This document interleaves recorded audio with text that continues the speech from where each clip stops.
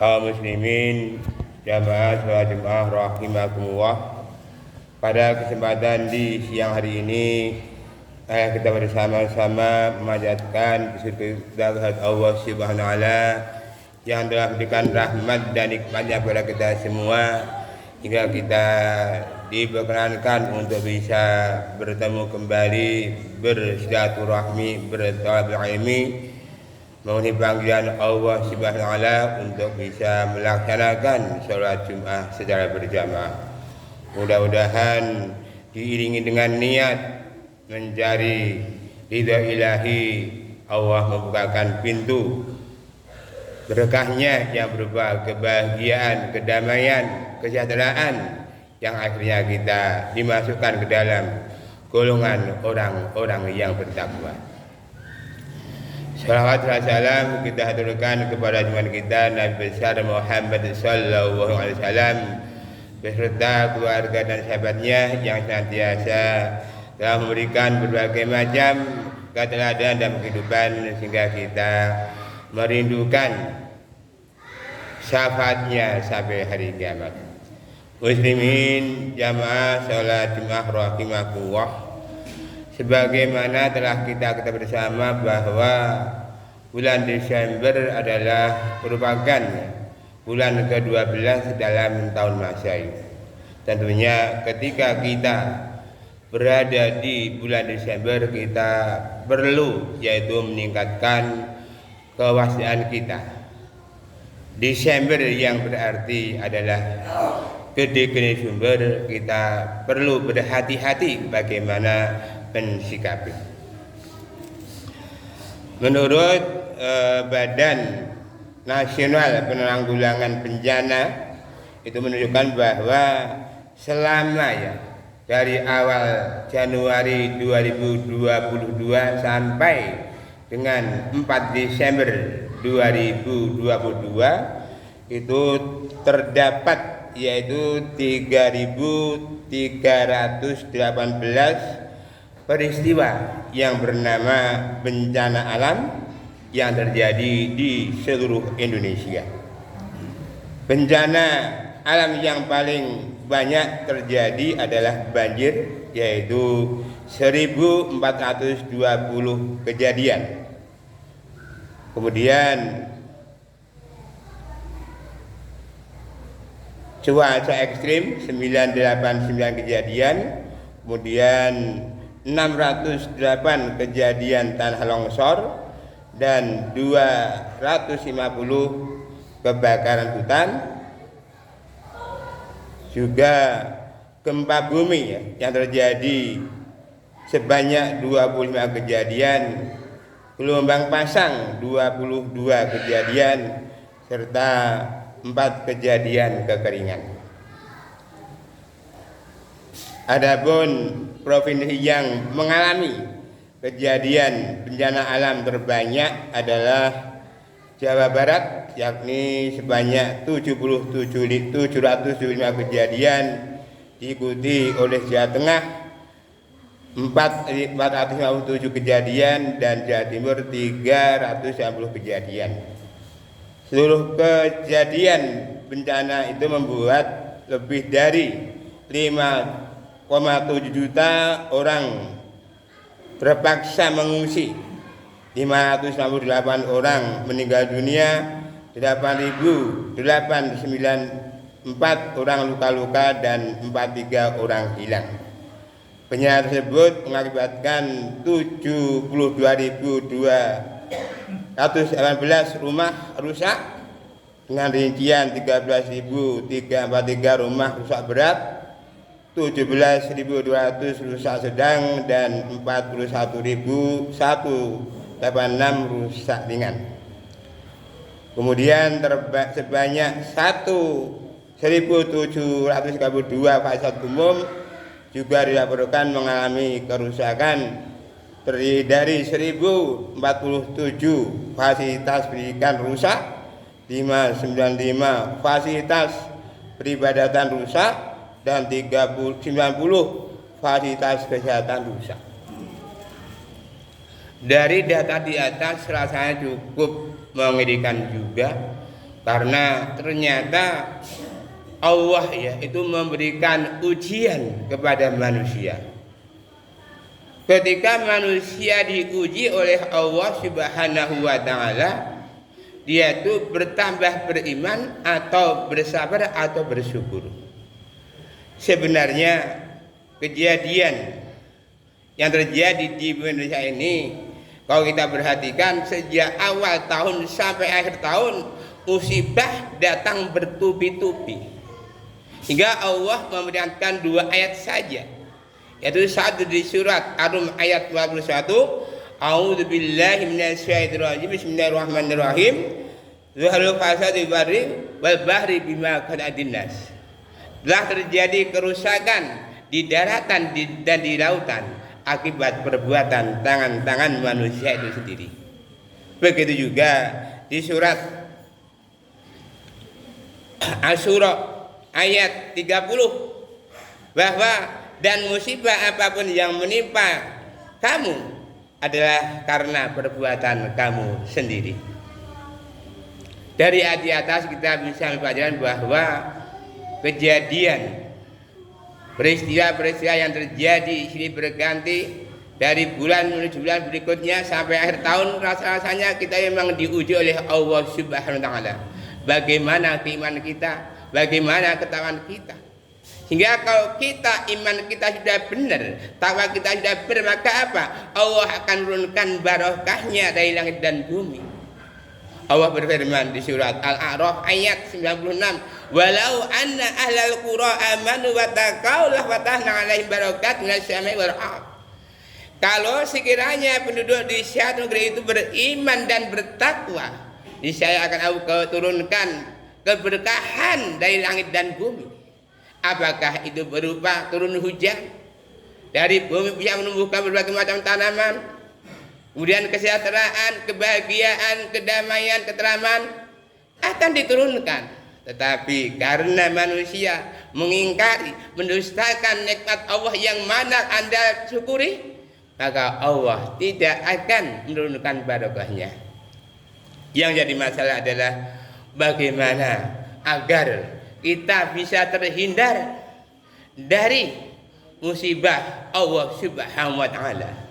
Maka dari itu, pada kesempatan di siang hari ini saya akan menyampaikan yaitu 3 langkah agar kita terhindar dari musibah Allah Subhanahu wa taala.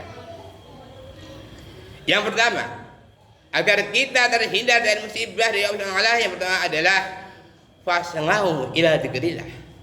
Segera ingat kepada Allah Subhanahu wa taala. Ketika kita mau ke masjid, ingat pada Allah. Ketika kita mau makan, ingat pada Allah. Ketika kita mau mandi, ingat pada Allah. Ketika kita mau tidur, ingat pada Allah. Ketika kita mau makan, ingat pada Allah. Semanakah kita selalu ingat pada Allah, baik itu tatkala berdiri, duduk maupun baring, insya Allah kita termasuk orang-orang yang berakal. Alladzina yadhkuruna Allaha qiyaman wa qu'udan wa 'ala junubihim, yaitu orang yang ingat pada Allah tatkala berdiri, duduk maupun berbaring. Dengan memperbanyak ingat pada Allah, niscaya hati kita akan menjadi tenang. Ala bitamil qulub, ingat hanya dengan Allah yang banyak, hatimu akan menjadi tenang. Maka dari itu fas'au ila dzikrillah, yaitu segera ingat pada Allah, terutama di hari Jumat. Kita tahu bagaimana hari Jumat adalah hari raya umat Islam.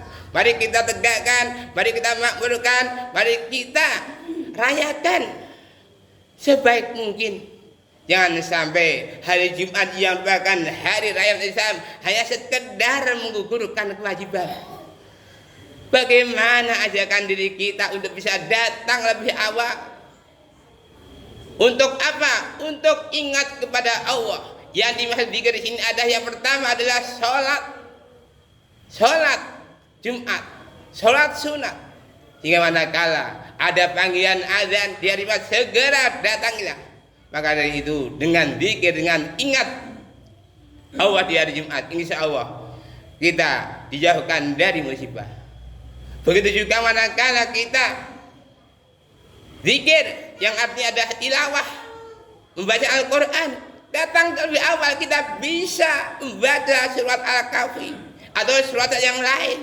Tapi manakah kita berulang kali selalu terlambat, tidak dapat apa-apa, dan buku catatan malaikat sudah ditutup. Itu adalah suatu misalnya yang nyata, kerugian yang nyata, atau belum datangnya hidayah kepada jamaah.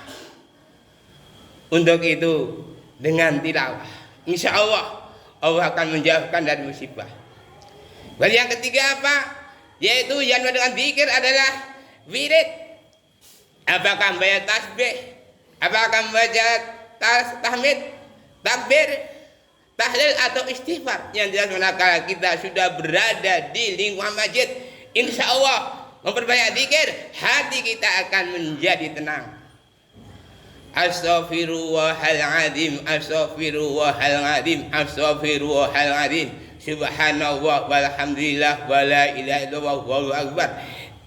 Diamalkan sampai dikumandangkan adzan, insya Allah hati kita akan menjadi tenang. Tapi manakala ada panggilan adzan kita masih enak saja, tidak mau merayakan hari Jumat, kita termasuk orang-orang yang merugi. Untuk itu mari kita segera bertobat kepada Allah Subhanahu wa taala. Kaum muslimin jamaah salat Jumat rahimakumullah. Adapun yang kedua, agar kita jauhkan dari musibah, maka fafiru ilallah, kembali kepada ketaatan. Kalau kita sudah mau kembali ketaatan di akhir tahun ini, insya Allah Allah akan membukakan pintu rahmatnya kepada kita. Maksud daripada kembali ketaatan adalah apa? Kalau selama setahun ini kita jarang ke masjid, segera datang ke masjid. Ketika selama tahun ini kita jarang thalabul ilmi, datangilah segera thalabul ilmi, datangilah ke majelis taklim. Karena apa? Dengan menghadiri jamaah majelis taklim, insya Allah apa? Kita diberikan jalan mudah untuk apa? Menuju surga. Tapi kalau kita tidak mau menghadiri majelis taklim, kita hanya dengarkan setan gepeng, maka Allah tidak menurunkan rahmatnya. Tapi manakala kita hadir di majelis taklim, niatnya thalabul ilmi, Allah mudahkan jalannya ke surga. Untuk itu mari ajak diri kita untuk hadir walaupun seminggu sekali untuk bisa hadir di majelis taklim. Artinya apa? Ketika kita berjalan, satu langkah berpahala, satu langkah dikurangi dosanya.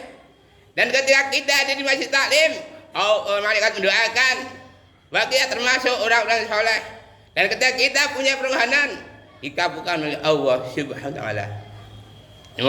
Dengan demikian manakala kita kembali ketaatan, mari kita perbaiki ibadah kita. Kalau sebelumnya kita malas untuk baca Al-Quran, segera kembali kepada membaca Al-Quran. Memang hukumnya makruh kalau diberi waktu 40 hari kita belum bisa menonton Al-Quran. Memang idealnya adalah wandu satu hari satu juz. Kalau kita mampu diberi waktu 40 hari. Kalau nggak mampu diberi waktu 1 tahun. Kalau tidak mampu kebangetan. Untuk itu kalau kita melihat bagaimana hadis Rasulullah, sebaik-baik kamu adalah orang yang mau membaca Al-Quran dan mengajarkan. Satu huruf adalah satu kebaikan. Sehingga kalau kita tahu berapa huruf Al-Quran adalah 1.027.000, yang manakala kita bisa menghatamkan 1 kali khatam, maka pahala yang kita dapatkan 1.027.000. Untuk itu dengan kembali kepada Allah, insya Allah permasalahan yang kita hadapi akan menjadi mudah. Karena apa? Al-Quran diturunkan kepada manusia sebagai hidayah. Untuk apa? Memecahkan masalah yang dihadapi oleh manusia. Dengan menghadapi masalah yang dihadapi manusia, maka apa? Ketika kita mau membaca Al-Quran, memahami Al-Quran, mengamalkan Al-Quran, maka apa? Masalah yang dihadapi oleh manusia akan dijawab dengan mudah. Tapi kalau kita jauh dari Al-Quran, Al-Quran hanya dijadikan pajangan, Al-Quran tidak disentuh, maka bagaimana kita bisa menyelesaikan masalah? Maka dari itu mari kita kembali kepada Al-Quran, kembali kepada taatan. Mari kita iman kepada Al-Quran, membacanya, memahaminya, mengamalkannya, mendakwahkan, syukur bisa menghafalkannya. Karena Al-Quran nanti akan menjadi pembeda. Begitu juga kembali pada adzan bagi mereka yang belum terbiasa melaksanakan puasa sunnah, mari kita segera untuk melakukan saum sunnah. Karena apa? Sebentar lagi 130 hari lagi kita akan bertemu dengan bulan Ramadan.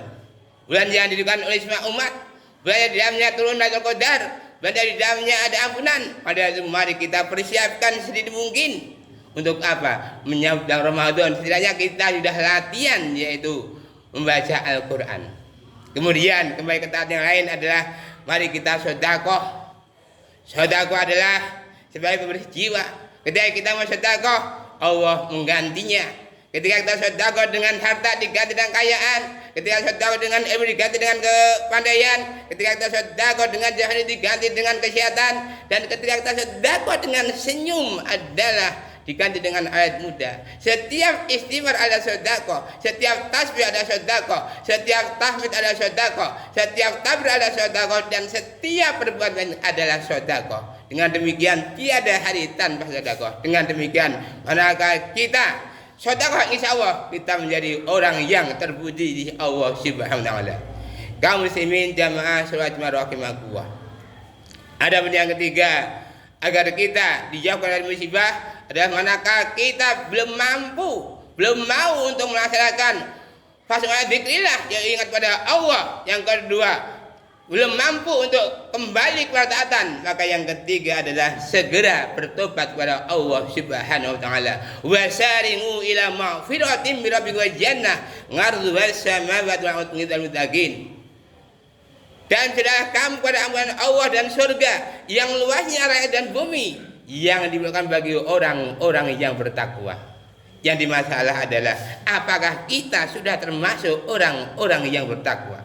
Maka selanjutnya alladzina yunfikuna bis-sarai wadh-dharai wal kadziminal ghaidha wal 'afina 'anil nas wallahu yuhibbul muhsinin. Yaitu orang yang mau menginfakkan hartanya baik di waktu lapang maupun sempit, bisa menahan amarahnya dan mau memaafkan di saat orang lain dan menyukai perbuatan baik. Itulah orang-orang yang bertakwa. Dengan demikian manakala kita memiliki kesalahan dosa, baik itu sadar nggak sadar, sengaja nggak sengaja, belum mampu melaksanakan ketaatan, belum mampu untuk ingat pada Allah di saat berdiri dua berbaring, kapan saja, maka kita segera bertobat kepada Allah Subhanahu wa taala.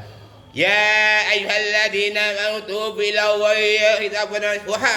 Hai orang yang beriman, tobatlah kamu dengan sebenar-benar tobat nasuha. Untuk itu mari kita berbanyak istighfar kepada Allah, karena apa? Kita senantiasa bergelimang dalam dosa, dan sebaik-baik orang yang berdosa adalah segera bertobat kepada Tuhannya. Untuk itu mari kita amalkan tiga perintah tadi agar Allah benar-benar menjauhkan kita dari segala musibah yang menimpa seluruh umat manusia. Hanya dengan bekal iman, ilmu dan amal, insya Allah kita akan sukses menggapai apa yang telah kita akan tadi, sehingga Allah memudahkan kepada kita bisa berkumpul bersama keluarga di jannah. Allahumma amin.